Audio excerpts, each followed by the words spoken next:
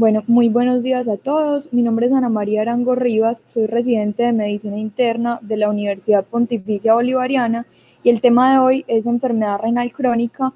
El docente responsable es el doctor John Freddy Nieto Ríos. Él es médico, especialista internista, nefrólogo, magíster en telesalud, profesor del Departamento de Medicina Interna de la Universidad de Antioquia, pertenece al grupo de nefrología, trasplante renal y cuidado crítico del Hospital Pablo Tobón Uribe.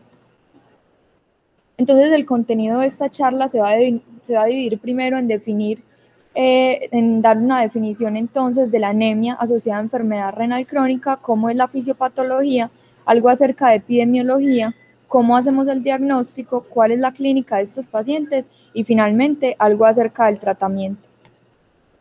Vamos a empezar entonces con un caso clínico. Es una paciente de 85 años, monorrena, y esto fue le realizaron una nefrectomía del riñón izquierdo en 1960 por una hidronefrosis.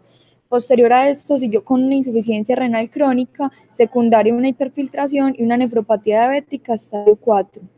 Entre otros diagnósticos tenemos que la paciente es diabética no insulino requiriente, tiene dislipidemia, hiperuricemia y en ocasiones es sintomática con crisis gotosas ocasionales.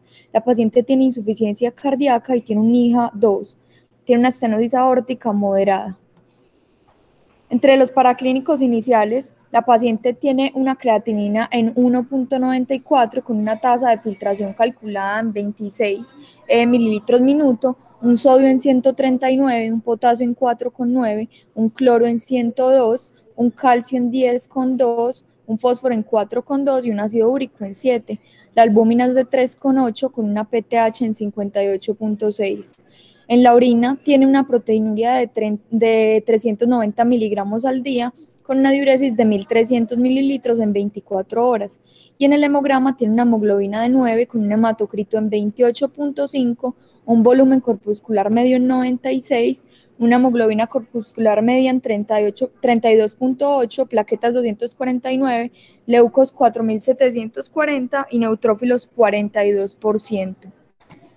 Entonces, con esta paciente vamos a tener unas preguntas que vamos a resolver alrededor de la charla y es, ¿qué tipo de anemia tiene la paciente? ¿Qué otros paraclínicos le solicitaría para estudiar la anemia?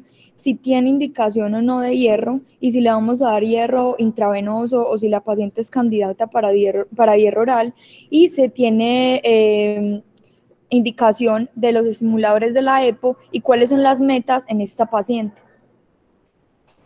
Entonces, a manera de introducción, la anemia es una complicación renal universal de la enfermedad renal crónica. En estos pacientes van a tener una reducción en la calidad de vida y se puede estar relacionado con resultados adversos.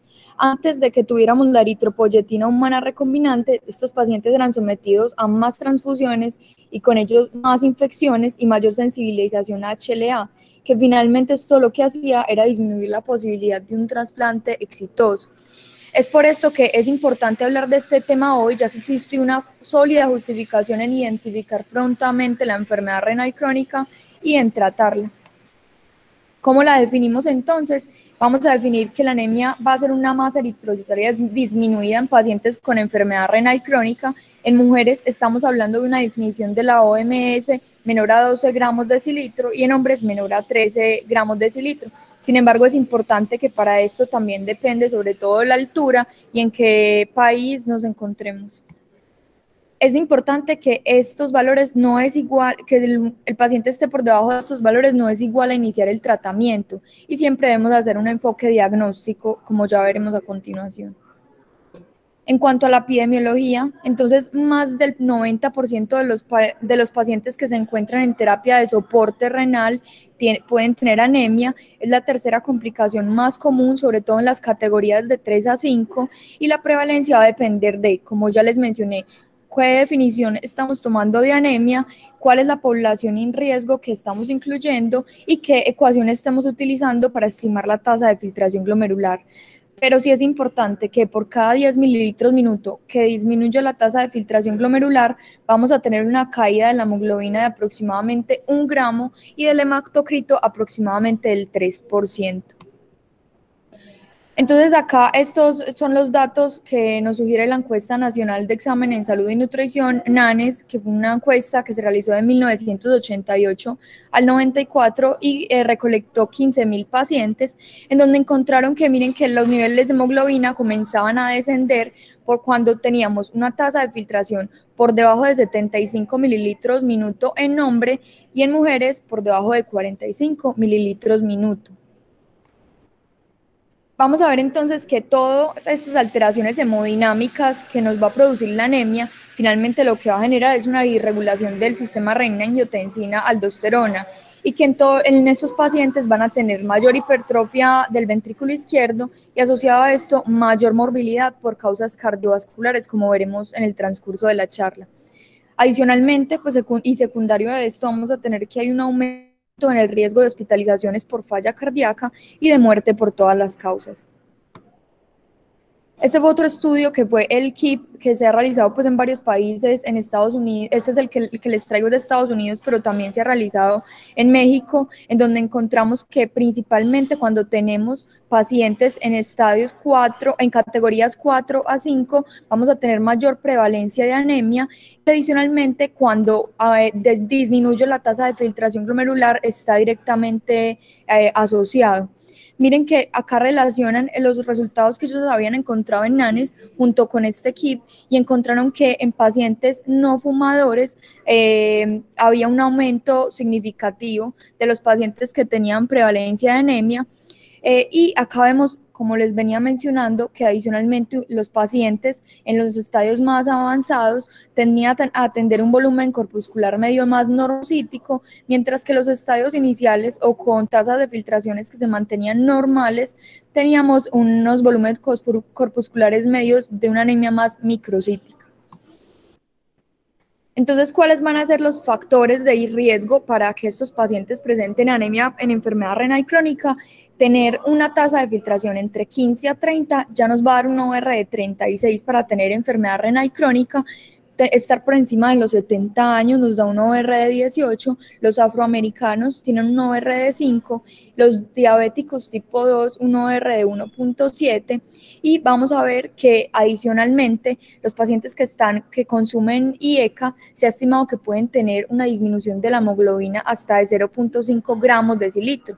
Eso se va a dar principalmente porque sabemos que los IECAS tienen unos efectos directos de la angiotensina 2, porque hay una acumulación de la N-acetilcerillicilprolina, que finalmente esto causa inhibición de la eritropoyesis y finalmente se va a disminuir la producción de EPO endógena. En cuanto a las implicaciones, entonces se ha visto que los pacientes antes de iniciar la terapia de soporte renal se ha encontrado que pueden tener un promedio de una hemoglobina más o menos en 7.3 y que más o menos una caída de 0.5 gramos de la hemoglobina se asocia con un aumento del 32% de hipertrofia del ventrículo izquierdo. Cuando vemos que cuando se comparan los valores de hemoglobina de 5.9 versus 8.4, miren que se relaciona con falla cardíaca y adicionalmente con mortalidad. Entre tengamos valores más bajos de hemoglobina, está mayor asociado a falla cardíaca con un 5.9 para un 34% y con un 8.4 para un 16%. Y en cuanto a mortalidad, también se asocia a niveles más bajos de hemoglobina. Entonces, ¿qué tenemos en conclusión hasta ahora? Que es una entidad frecuente, que aproximadamente de todos los pacientes que tienen enfermedad renal crónica vamos a tener una prevalencia de un 15%, pero que esa prevalencia aumenta hasta el 90% en los pacientes con enfermedad renal crónica en categoría 5, que está asociado con mortalidad y que adicionalmente está asociado con desenlaces cardiovasculares y se asocia con peor calidad de vida y en muchas ocasiones son pacientes que están subtratados. Entonces vamos a empezar hablando de la fisiopatología. Vamos a ver entonces que en la anemia por enfermedad renal crónica vamos a tener una anemia que es típicamente normocítica, normocrómica, que por lo general no está aislada con otras alteraciones en las líneas celulares como leucopenia o trombocitopenia, y vamos a ver que tanto la vida útil de los glóbulos rojos como la tasa de producción de esos mismos glóbulos rojos está disminuida. Y esta última va a ser la más importante, Todo eso porque una médula ósea normal tiene una capacidad pues más o menos considerable para aumentar esa tasa de eritropoyesis y normalmente podría compensar pues fácilmente la reducción en la vida media de los eritrocitos. Sin embargo, cuando tenemos una enfermedad renal crónica, ese aumento compensatorio que se debería inducir por la EPO en la producción de eritrocitos se va a ver afectado. Entonces vamos a tener que los niveles séricos de EPO podrían permanecer dentro de un rango normal y no muestren una relación exponencial que sería inversa con el contenido de oxígeno en la sangre, que es lo que vemos en otros tipos de anemia. Acá vemos entonces que debemos hacer énfasis en la fisiología de la eritropoyesis y saber que la eritropoyesis, como sabemos, se produce principalmente en médula ósea y que implica una diferenciación de estas células progenitoras eritroides de una célula madre hematopoyética. Va a haber entonces una serie de pasos finalmente para producir los glóbulos rojos ya maduros y todos estos pasos, acá vienen unos factores muy importantes que es importante mencionar, sobre todo para la parte del tratamiento, y son estos factores de transcripción PU y GATA1. Estas células madre eritropoyéticas van a depender de esto y finalmente van a generar los glóbulos rojos maduros, principalmente por estos factores que les acabo de mencionar y adicionalmente por la eritropoyetina. Vamos a ver que adicionalmente necesitamos que haya un aumento del factor KLF1, que lo que va a hacer es promover la diferenciación de los MEP1 hasta todos estos progenitores eritroides que finalmente dependen de eritropoyetina. Vamos a ver entonces que estos factores van a tener receptores para la eritropoyetina y que en los macrófagos se comienzan a formar unas islas que, por decirlo así, son eritroblásticas, en donde tenemos que se forman en la parte central del macrófago y finalmente se van a generar estos reticulocitos que se desprenden del macrófago antes de salir a médula ósea y entrar a la sangre. Finalmente esto se produce como una extrusión de los núcleos y finalmente se forma el glóbulo rojo maduro. Adicionalmente es importante hablar de la fisiopatología y del metabolismo del hierro porque también está implicado en estos pacientes. Recordemos que acá es importante tener en cuenta el factor inducible de hipoxia, que él finalmente lo que hace es coordinar la producción de eritropoyetina y del metabolismo del hierro. Vamos a ver que el factor inducible de hipoxia tipo 2 va a estimular la síntesis de eritropoyetina a nivel renal y a nivel hepático y de esta forma va a elevar esos niveles séricos de eritropoyetina, estimulando la eritropoyesis en médula ósea. Adicionalmente, en la región duodenal vamos a tener la citocromo beta reductasa 1 duodenal, que lo que hace es reducir el hierro y luego ingresar a los enterocitos a través de un transportador divalente de metales, que es el DMTI1. Y finalmente estos dos, tanto la citocromo beta reductasa como este transportador divalente de metales, van a estar regulados por el factor inducible de hipoxia. Esto va a ser importante porque ya veremos que en el tratamiento todo lo que intervenga con estos factores inducibles de hipoxia son lo que, pues como la teoría en la que van a estar basadas varios medicamentos. Finalmente vamos a ver que la transferrina comienza a aumentar por los factores inducibles de hipoxia y genera un aumento en la actividad eritropoyética en médula ósea, produciendo entonces factores de diferenciaciones de crecimiento y eritroferrona, que lo que hace es suprimir la hepcidina en los hepatocitos, que se produce cuando tenemos fenómenos de inflamación crónica. Y acá hay algo muy importante y es que vemos con la diferencia que hay entre tener un riñón normal y tener un riñón con enfermedad renal crónica, en donde sabemos que las células que producen eritropoyetina se comienzan a reclutar a partir de células peritubulares intersticiales.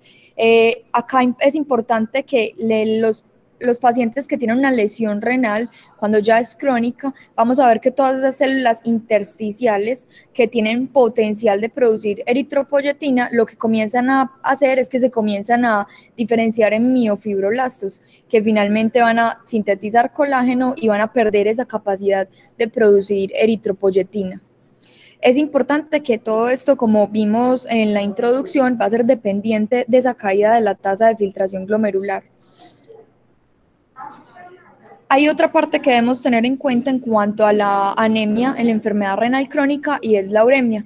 Vamos a ver que en la uremia se comienzan a producir muchas moléculas de tamaño mediano que van de 5.000 a 2.000 daltons y que finalmente lo que comienzan a producir es una disminución en el efecto de la eritropoyetina.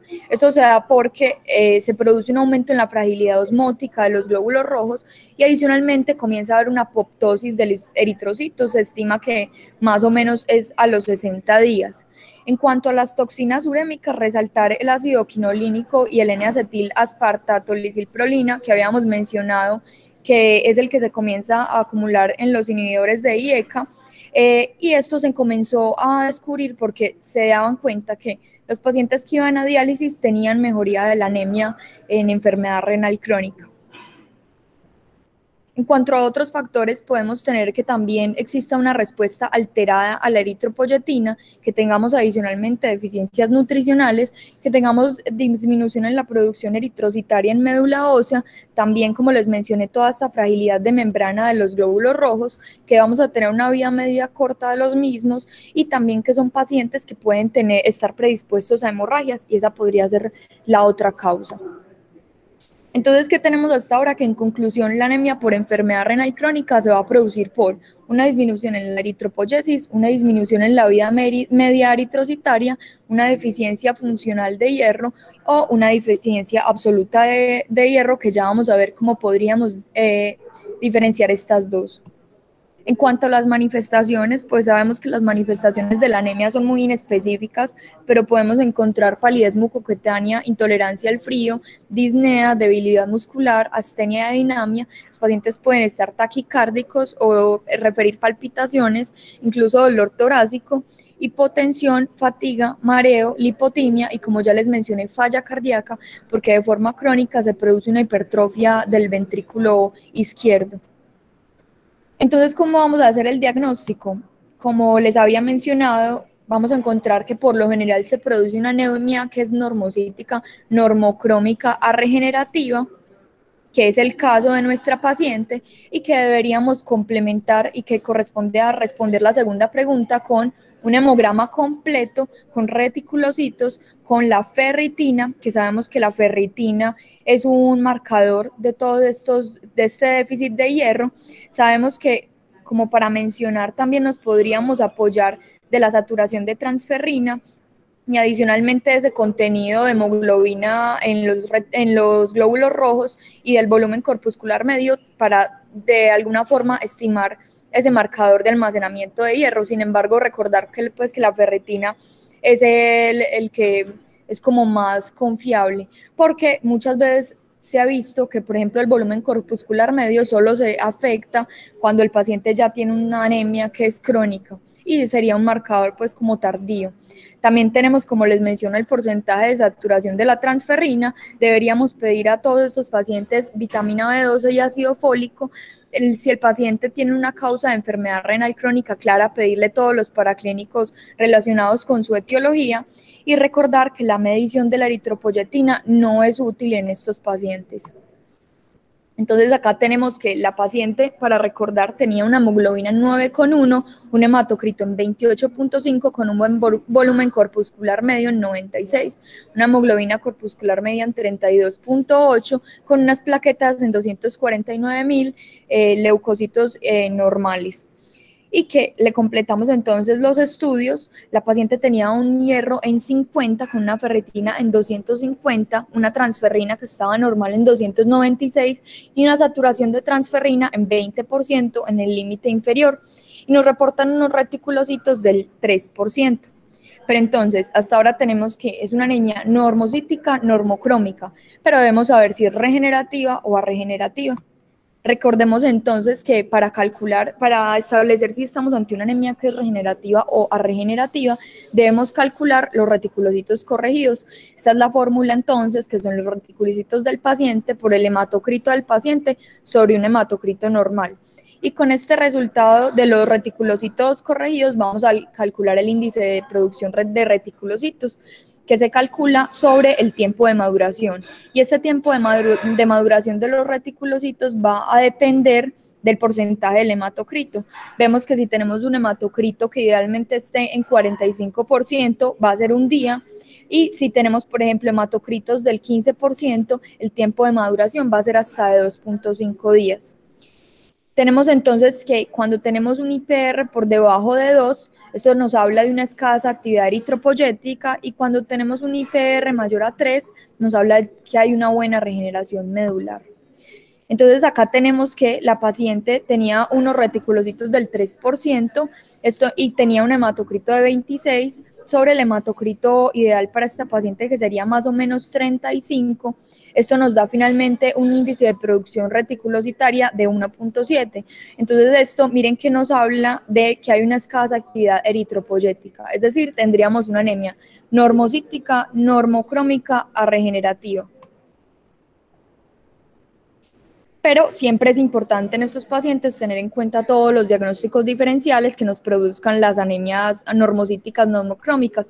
Entre ellas, siempre descartar las pérdidas sanguíneas, el hipotiroidismo, la deficiencia de hierro, la anemia por inflamación, por cualquier otra etiología, y la anemia de células falciformes. Entonces, siempre debemos tener un diagnóstico diferencial como les menciono, tener una ferropenia absoluta. Siempre descartar que el paciente no esté teniendo pérdidas gastrointestinales, respiratorias, urinarias o ginecológicas en el caso de nuestra paciente, que no haya una disminución en la absorción, que la paciente no tenga déficits nutricionales, el uso concomitante, como vimos inicialmente, de AINE, adicionalmente de inhibidores de bomba de protones, y recordar que todos los pacientes que están en hemodiálisis pueden perder en cada sesión hasta 0.98 mililitros, y que cada mililitro corresponde a 0.5 miligramos de hierro. Entonces acá tenemos como una tabla que nos permite, del New England, que nos permite diferenciar cuando tenemos una anemia por enfermedad renal crónica de una anemia por deficiencia de hierro, y lo que se produce pues en las dos condiciones. Entonces, cuando estamos en una anemia, que es el caso de la paciente, por una enfermedad crónica, vamos a tener un hierro que está disminuido, una transferrina que está normal o reducida, una saturación de transferrina que está disminuida y una ferritina que puede estar incluso normal o aumentada. Y que tenemos también porcentajes que nos pueden ayudar a definir si estamos ante una enfermedad renal crónica o ante una ferropenia. Se ha estimado que si tenemos un porcentaje de glóbulos rojos hipocrómicos mayor al 6%, podemos estar ante una enfermedad renal crónica, y cuando ellos son menores al 6%, podría ser más ferropenia. Cuando tenemos concentraciones de hemoglobina mayores a 29%, lo más probable es que se trate de una enfermedad renal crónica, y cuando están por debajo del 29%, nos habla más de ferropenia. Entonces tenemos que este flujograma nos sugiere como una forma de abordar estos pacientes. Entonces tenemos una hemoglobina baja, que nos va a hablar de anemia, y debemos buscar qué parámetros nos estén hablando de una restricción en la eritropoyesis, que como ya vimos son saturaciones de transferrina menores a 20, glóbulos rojos hipocrómicos por debajo del 6, y finalmente la concentración de hemoglobina menores a 29. Entonces vamos a ver que en el caso de la paciente, entonces tenemos que tenía una ferritina mayor a 200 y que no estaba en diálisis. Entonces lo más probable es que la paciente tenga una deficiencia funcional de hierro, que si bien puede ser, que lo más probable es que sea pues por una enfermedad renal crónica hasta ahora. Entonces, siempre debemos buscar otras causas de anemia diferentes a un trastorno en la eritropoyetina. Vamos a ver que cuando tenemos pacientes que tienen anemia desproporcionada para la categoría que tienen de enfermedad renal crónica, cuando tenemos asociado a esto leucopenia o trombocitopenia, cuando adicionalmente tenemos deficiencias de hierro pues que son comprobadas, una caída acelerada en la hemoglobina, o que no responde a todos estos agentes estimulantes de eritropoyetina. Entonces, en cuanto al tratamiento, es importante tratar estos pacientes porque los beneficios que obtienen es que, como mencionamos previamente, va a haber una disminución en la cantidad de transfusiones, y con esto va a haber una disminución en la tasas de pues todas las complicaciones por las transfusiones, va a haber una mejoría en la función cognitiva, mejoría en los patrones del sueño, en la función inmune, en las funciones plaquetarias y un incremento en la capacidad del ejercicio. Y en cuanto a los efectos en el sistema cardiovascular, vamos a ver que va a haber una disminución de la frecuencia cardíaca, de esta manera aumenta la resistencia vascular periférica, esos episodios de angina que pueden referir los pacientes pueden disminuir, podría disminuir la isquemia miocárdica. Como les mencioné, está asociado con hipertrofia ventricular y podría generar una regresión de esta, podría estabilizar la dilatación de ventricular izquierda, disminuir el volumen sistólico y de esta forma disminuir el gasto cardíaco. Entonces, ¿qué se ha visto? Que existen, pues en el tiempo se ha tratado de determinar cuáles podrían ser estos como metas de hemoglobina y encontramos varios estudios pues a nivel del tiempo. El Hematocrit Trial, que fue un estudio que se hizo en 1998, se tomaron 1.233 pacientes que tenían insuficiencia cardíaca congestiva o una cardiopatía isquémica y que estaban en hemodiálisis. Los pacientes se comparó entonces las metas de hematocrito en 30% versus los que llegaban hasta el 42% y tuvieron que detener el estudio porque se comenzaba a asociar los hematocritos más altos con muerte y primer episodio de infarto de miocardio. En este estudio, el otro que es el CREATE, lo que hicieron fue analizar todos estos eventos cardiovasculares y la calidad de vida en pacientes con enfermedad renal crónica que no estaban en diálisis y que recibían tratamiento con epoetina beta. Lo que hicieron fue aleatorizar dos grupos de tratamiento, unos con hemoglobina pues que la meta era de 13 a 15 y otros de 10.5 a 11.5. Se dieron cuenta entonces que en estos pacientes no había una diferencia estadísticamente significativa. Sin embargo, miren lo que encuentran ya posteriormente en el estudio CHOIR. Entonces se encuentra que eran pacientes, pues si bien los que tomaron eran más comórbidos, aquellos pacientes que tenían hemoglobinas como meta hasta 13.5 tenían más muerte, infarto de miocardio, insuficiencia cardíaca, incluso episodios de ACV. Y finalmente en el estudio TREAT, que lo que hacen es un estudio multicéntrico, doble ciego y aleatorizado, lo que hizo fue tomar 4.038 pacientes, eran diabéticos tipo 2 y tenían insuficiencia renal crónica y ahí tenían anemia. Y lo que hicieron fue dar dabepoetina alfa o dar placebo. Y finalmente lo que encontraron es que no había diferencia en cuanto a desenlace cardiovascular o renal, pero miren que eso es muy importante, sí había diferencia en cuanto a riesgo de stroke con un HR en 8.6. ¿Qué nos permiten entonces concluir estos estudios? Que no deberíamos tratar de normalizar la hemoglobina por encima de 13 porque va a estar asociado con aumento en las trazas de eventos tromboembólicos, con ACV y con muerte. Entonces, el tratamiento va a estar basado en 4 pilares: las transfusiones, determinar siempre las causas secundarias como lo inicial, el hierro y los estimulantes de la eritropoyesis. Vamos a empezar entonces hablando del hierro.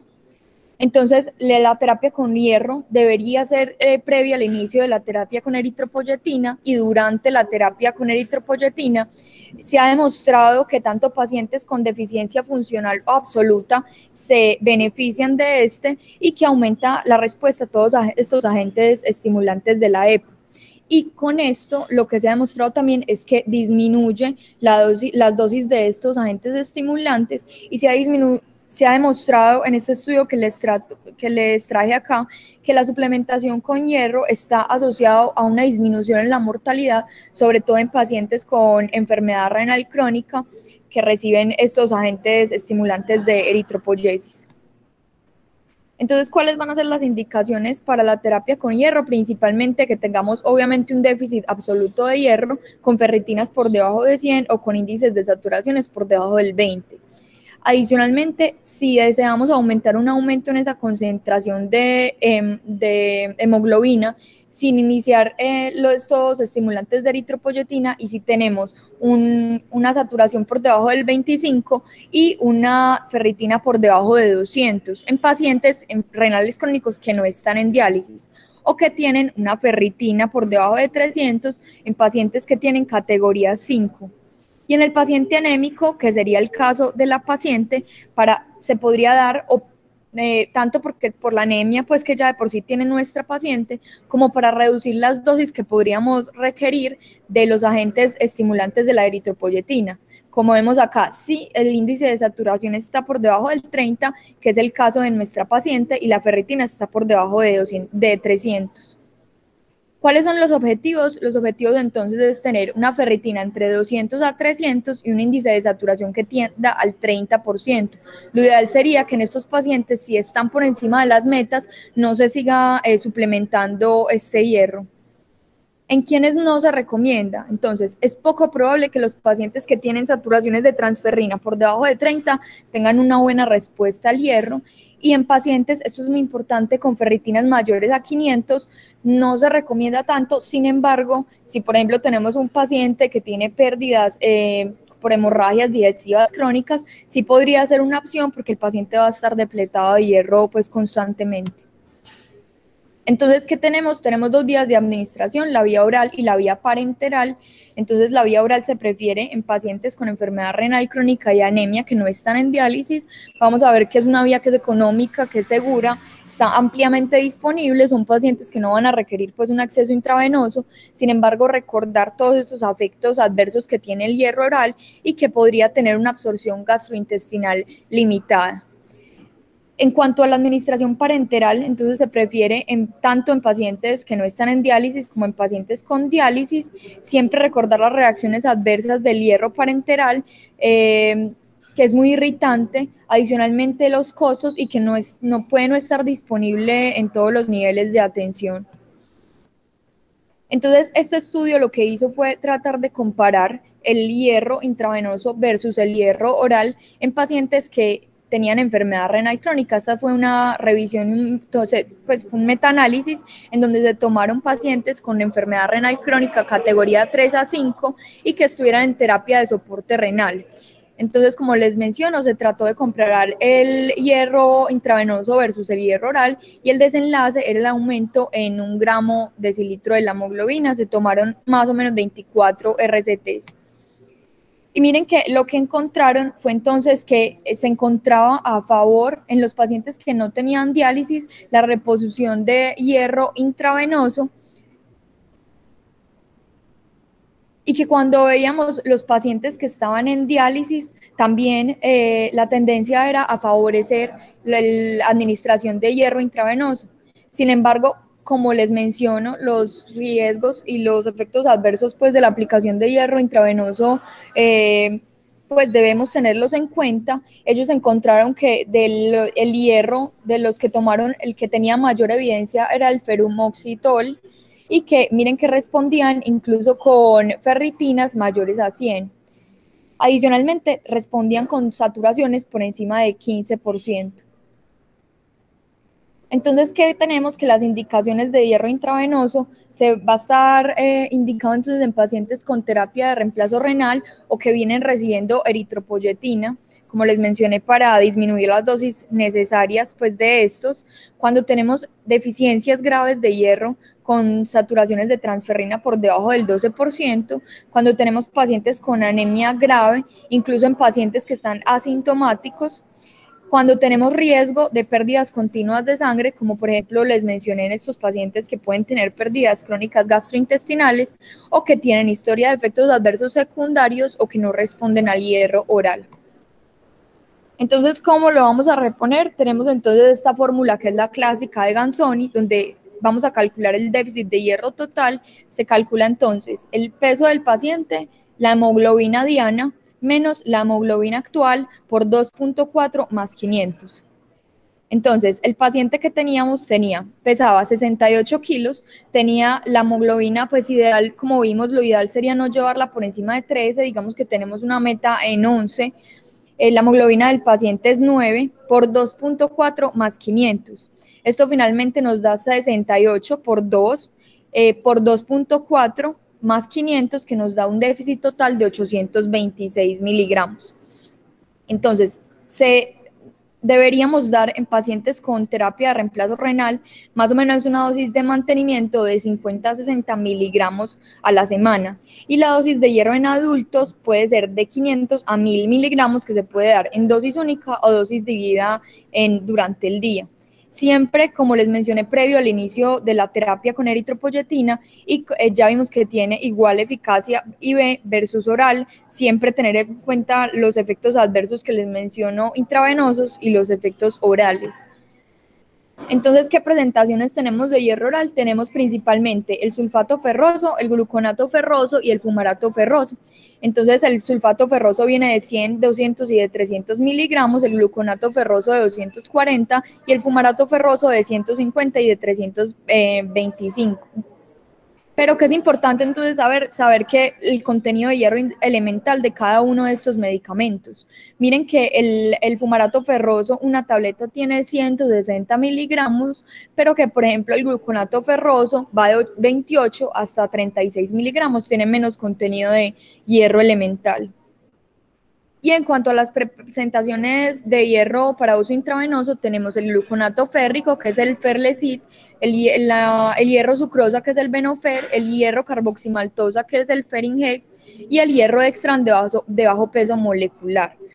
Tenemos que, para, por ejemplo, pacientes que les queramos dar hierro carboximaltosa, la dosis estándar sería una infusión de 750 a 1000 miligramos, que se podría pasar en 15 a 30 minutos, y que tenemos que la dosis máxima de la infusión debería ser de 750 a 1000 miligramos en 15 a 30 minutos. Como otras dosis tenemos el gluconato férrico de 125 miligramos en 10 a 60 minutos, el hierro sucrosa de 100 a 400 en 2 a 90 minutos, y el hierro dextran más o menos de 100 miligramos, y se podría pasar hasta en 2 minutos.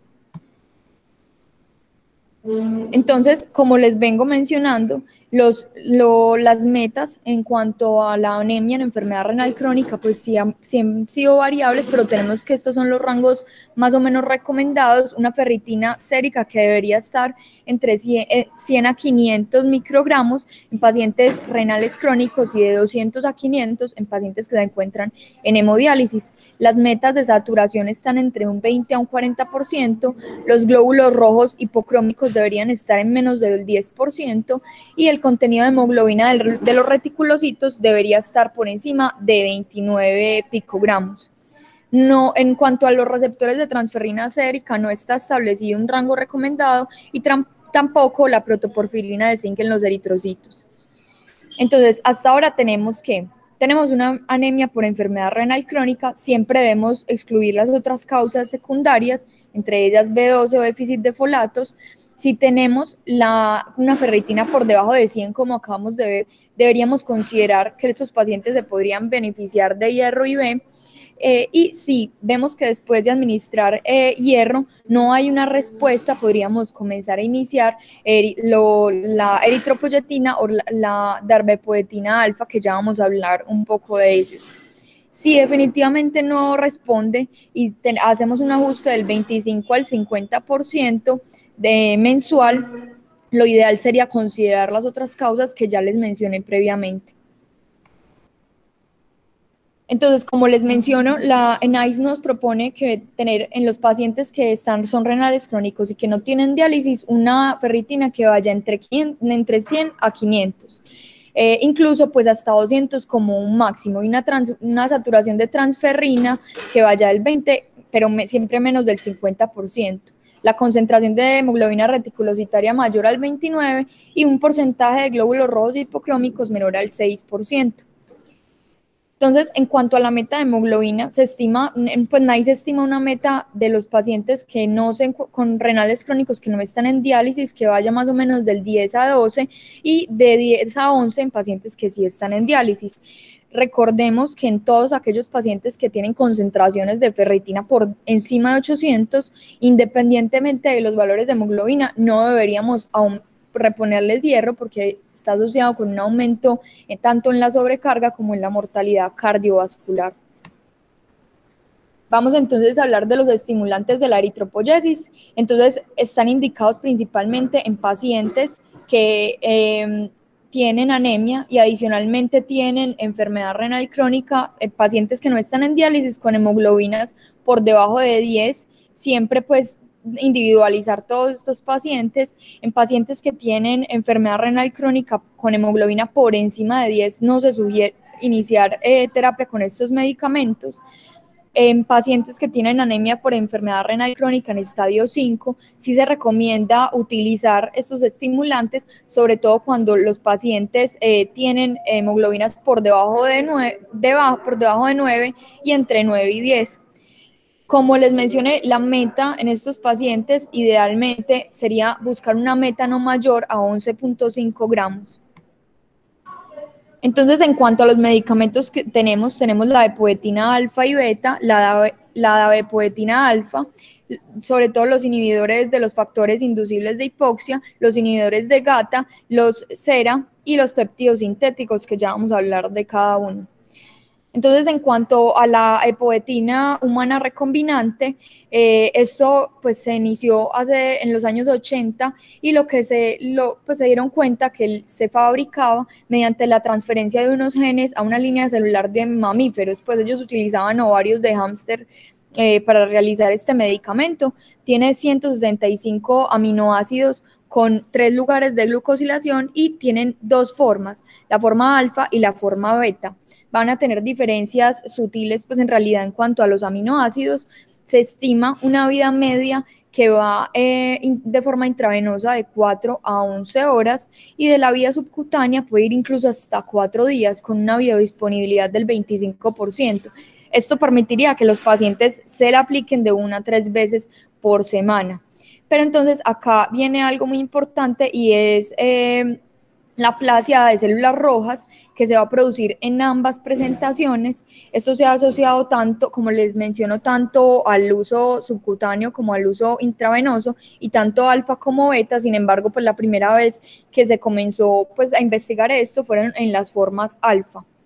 Y esto finalmente lo que produce es que se produzcan anticuerpos neutralizantes tanto contra la epoetina como contra la eritropoyetina endógena que tienen estos pacientes. En cuanto a la darbepoetina alfa, es un derivado de la eritropoyetina, tiene unas glucosinaciones extras en 4 aminoácidos siálicos adicionales, tiene un aumento de la vida media, incluso se estima una vida media de 25.3 horas versus la vida media de la epoetina, que en promedio es de 8.4 horas. Incluso se ha estimado que podría tener una vida libre total casi que de una semana, y si vamos a hacer la conversión de poetina a darbepoetina alfa, sería una conversión de 200 a 1. Esta no tiene diferencia en cuanto a la vía subcutánea y en cuanto a la vía intravenosa. Tenemos también el metoxipolietilenglicolepoetina beta, que es un activador continuo del receptor de EPO, que es el SERA, y va a ser un derivado peglicado de la EPO beta. Va a tener una vida media mayor, una vida media de 130 horas, la dosis incluso puede ser mensual y no se han pues existen estudios de no inferioridad en cuanto a valores de hemoglobina. Aquí estos péptidos del pegisenatide en realidad son fármacos pues, que se suspendieron, tienen 2 cadenas de 21 aminoácidos, se encontraban vidas medias largas de 80 hasta de 80 horas y la administración podía ser mensual. Fue aprobado en 2012 y sí demostraba que en los pacientes que tenían aplasia de células rojas había una disminución en la inmunogenicidad con estos medicamentos y una disminución en el costo económico. Sin embargo, estos 2 estudios, el Emerald y el Pearl, lo que hicieron fue demostrar que había un aumento en la mortalidad súbita de estos pacientes, por lo cual se decidió retirarlos. Entonces, en cuanto a los efectos adversos de todos esos agentes, pueden tener un aumento moderado de la presión arterial, podrían tener aumento de los eventos tromboembólicos y en el estudio TREAT se demostró que en algunos pacientes que estaban en tratamiento con dabepoetina tenían un aumento de muertes relacionadas con cáncer. Y es importante que debemos tener cuidado en todos los pacientes que tengan antecedente de ACV o que tengan un episodio tromboembólico reciente.